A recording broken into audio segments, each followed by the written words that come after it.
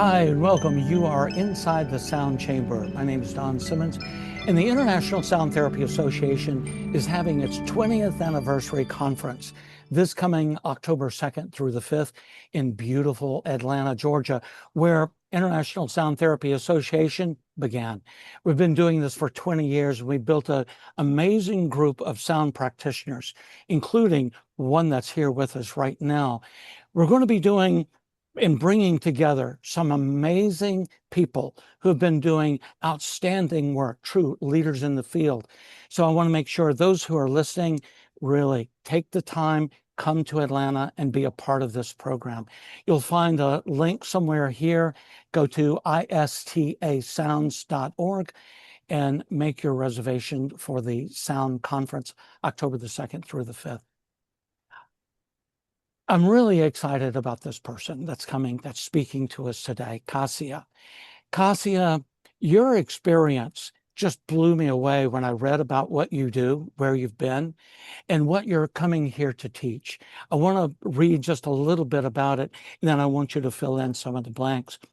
Participants will leave with a clearer understanding of how to structure and lead sound sessions with intention rather than relying solely on intuition. This includes practical tools for creating a beginning, middle, and end to a session, working with pacing and silence, and using sound to support the nervous system. When I read that about the nervous system, I said, sign me up. I want this. The world is having these adjustments of the nervous system. Yeah, And I think absolutely. this is the perfect place for you. Thank you. Kasia, tell me a little bit about how you began, and because you're a musician, and I heard Yeah. some of your electronic music, and it's like off the chain. I love it. Tell me how you went from being a musician into electronic, now into sound therapy. Sure. Yes. Thank you so much for having me. I'm so excited. So I started playing piano when I was around 6 years old, and so studying classical piano. Music has been a really big part of my life for as long as I can remember. I was part of a couple bands growing up, and then I started producing electronic music in my early 20s. But music has always been very interesting to me because I noticed at a young age how it can change your state. So, if you think about it, like how many songs can you think of where you know every lyric to every song and it's just become embedded in your subconscious, you know? And I just find that um, I've always been fascinated by the impact that it's had on our own consciousness and our human behavior. So it has this remarkable ability to help information kind of bypass the analytical brain.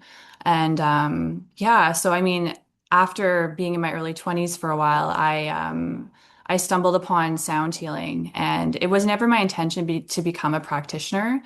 To be honest, I was really busy with my other businesses, and I just started, collecting sound healing bowls. And eventually I was asked to step in to cover another practitioner's practice. And I didn't really have a lot of, it was just more just wanting to be helpful and cover someone's session for them. And then after, the response was incredible. People were just like, when are you doing this again? This was amazing. And from there, I mean, it's really interesting because when I play the sound bowls, I'm playing it for myself first, and I'm noticing the state change within myself. And I think it's because I've approached it that way that it's become, well, definitely it's not a performance for me because I have my electronic music and my performance and the festivals and the shows. Like that is one thing, but like when you start using the instruments and you're playing for a live group, it turns into something that's completely different, at least for me. And that's kind of something I teach in a lot of my courses as well. It's like how to connect with your own instruments, and yeah. Now, you also have a shamanic background also. Tell me a little bit Yeah. about that and how that weaves sound in. Sure. Well, actually, it's funny because I came across shamanism first before I started buying sound bowls. And I was introduced to some very, like, some celebrity shamans. And it was interesting, but there's a lot of show and spectacle behind it. And I'm like, I don't know about that. There's something to this, but I'm not sure if that's what that is. And then I came across Michael Harner and the Foundation for Shamanic Studies and Core Shamanism. And yeah, I noticed what a powerful change it was going from being in one state with your nervous system to the other. And then with the drumming, it's like when you beat the drum 200 to 225 beats per minute, it puts you into a shamanic, a trance, essentially, a shamanic state of consciousness. And you're able to access these other states of reality or whatever you want to call it. Yeah. So I just became really interested in that. And, it's like how many aha moments have we had when we're in that trance state? It's incredible. It's like you don't need to take drugs. You don't need to like do anything to step outside of yourself. It's like everything that we have is within ourselves, and I Yeah. just thought that that was so incredibly powerful. I remember the first time I ever going back to the sound bath, first time I ever went to a sound bath. I remember everyone around me was like, I was riding a unicorn into the clouds and there's rainbows. And I'm like, I didn't see any of that. But what I did notice is after I felt like a veil was lifted from my eyes. I felt like I had all this energy. I'm like, I need to start another business. Like, this is incredible. What I didn't understand then, it's like, yes, I was having a spiritual experience, but my nervous system was all of a sudden, I believe, just like sinking. Like, I was all of a sudden just feeling like, okay, like so calm and clear. I'm like, everyone should experience this, and it's like this was some years ago. And I remember I had brought my younger sister with me, who's like a full-time working nurse, makes good wage. Hmm. And she's like, Cassia, this like sound healing is beautiful, but it's just not accessible for most people. And at that point, I'm like, you're right. It's very expensive. I'm like, I'm going to make this as accessible as I can for as many people as possible. So I made that intent, that declaration or intention right there. Yeah. And then I did it. And that's why I started it. I'm like, I'm going to have everything by donation. I'm going to find spaces that aren't crazy expensive. And I started to fill up the rooms with people all coming in, never been to a sound bath before. And they're all just like, this is incredible. This is amazing. I'm like, yeah, like it's so good, And I found that it wasn't like I'm going to start a business. It was more just like everyone has to try this. This is so good, And then as time went on, it just like kept getting, I always said, I'm like, I will keep offering this as long as people keep coming, as Yeah. long as the doors keep opening. And they kept opening. And then I got more and more interested. And then all of a sudden people are like asking me to teach. And they're like, I'm like, teach? I'm like, I guess so. Right. And then my background too, like I have a degree in political science. I studied political science and psychology at UBC. At that point, I wanted to be, I have my music background, but also I'm like, I want to help people. Maybe I should work in politics. Maybe I should be and the more, Yeah. maybe I should go to law school. So I was pursuing that. But then I'm like, I don't know if this feels very good. I'm like, I don't know about this. Right. Um, so that led me, just sound healing was just all of it. But I'm one too, though. It's like there's a lot of misinformation I find in the wellness, spiritual, sound healing, And that's community. why I think that ISTA is really providing a service Yeah, for raising the integrity level of sound therapy. totally. Because Yeah. there's a lot out there that are, hey, I'll give you a rattle and you can become a sound therapist now. Well, exactly. Yeah. Or like, come take a weekend workshop and you're going to launch your business and you're going to be a sound healer. I'm like, because when you are teaching people to drop into the parasympathetic nervous system, so I'll list like a little bit of what I'm kind of obsessed with. So after about 7 to 10 minutes, we deepen further so into the process of entrainment. And that's when we get out of the analytical brain and we drop into the parasympathetic. And when we're in that state, a lot of times things can come up, and they do come up that we've buried on purpose to keep ourselves safe, right? So when we're in that state during a sound bath, like you can chime like 10, 15 minutes or so, all of these feelings and emotions, they come up. And if you have a practitioner that doesn't know what to do when people are having these really big releases or responses, in my opinion, it becomes incredibly irresponsible to hold sessions like that because you can re-traumatize people, right? Like if you can make it worse, essentially. So a part of my background is also in somatic experiencing, which was developed by Peter Levine. And it's about how we hold trauma within our nervous system and how to responsibly help, create safe containers so people can release that. And also knowing like there's other like knowing like letting people know that they're safe during a session, knowing what to do when these feelings and these things come up, knowing what your scope of work is, like when to hand that off. It's just like there's a lot of things that I've that I've noticed, like having a trauma-informed space is incredible. It's a non-negotiable. Just like integration after. It's like I've been to some sessions, it's like after the session, put the mallets down, the practitioner puts the mallets down and walks out of the room. I'm like, what about the Yeah. integration period? You know what I Right. mean? What Yeah. happened? Yeah. You know, it's just now go back into the world and just people are like, I don't even know what just happened in my body, and now I have to go drive a car. It's just, Yeah.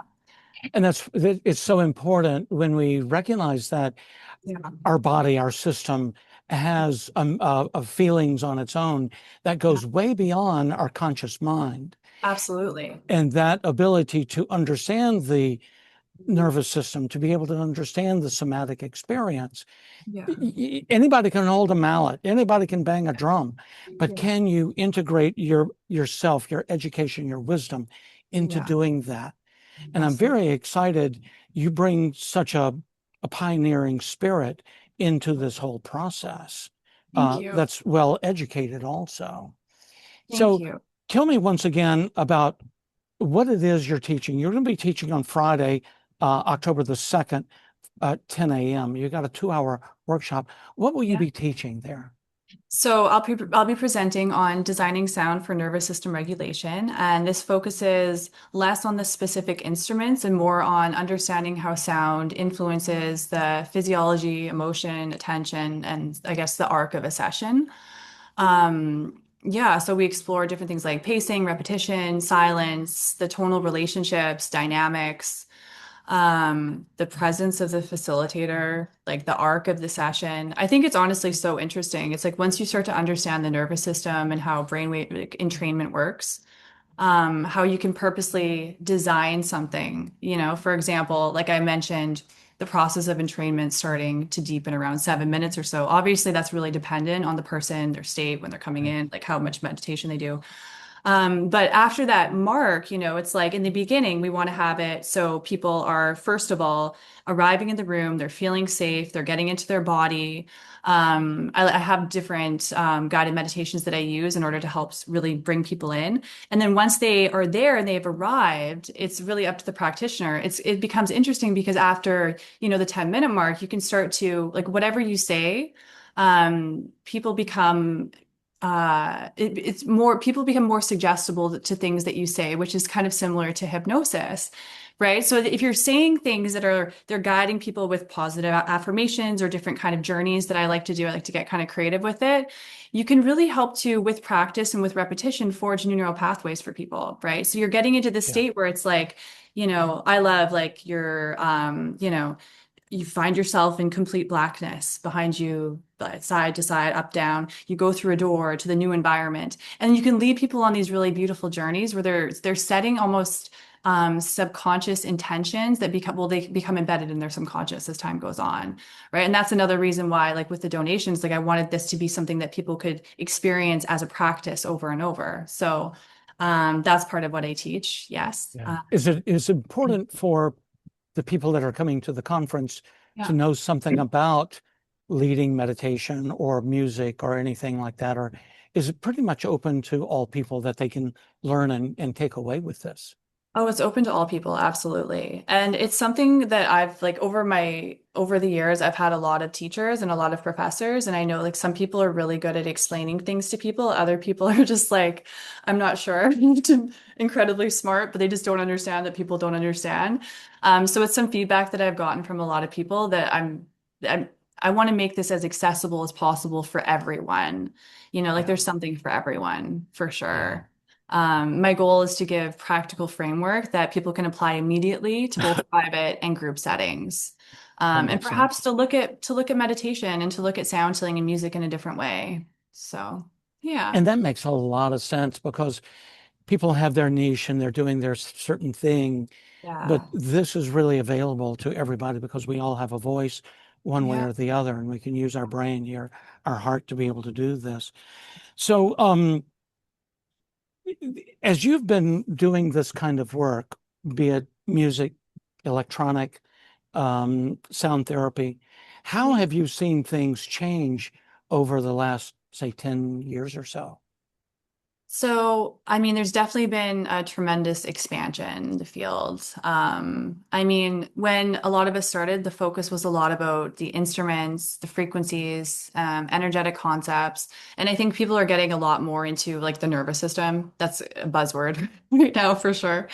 And then the integration with neuroscience and physiology, meditation research, consciousness studies.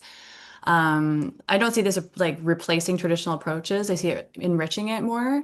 So, yeah, I think the profession is definitely maturing for sure. Yeah, And that's something that I would love to be a part of.